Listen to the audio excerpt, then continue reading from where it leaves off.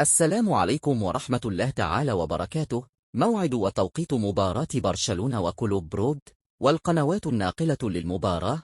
قبل البدء في الفيديو اضغط زر الإعجاب وشكرا لك.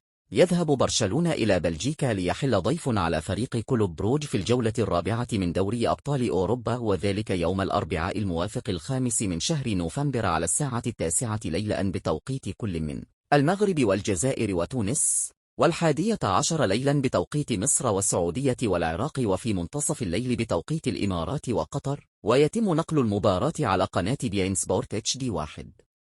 يحتل نادي برشلونة المركز 9 ب6 نقاط، وقد فاز في الجولة الثالثة على أولمبياكوس اليوناني بنتيجة قاسية 6-1، فيما يحتل نادي كلوب بروج المركز 20 برصيد 3 نقاط، وقد خسر آخر جولة 4-0 مع بايرن ميونخ.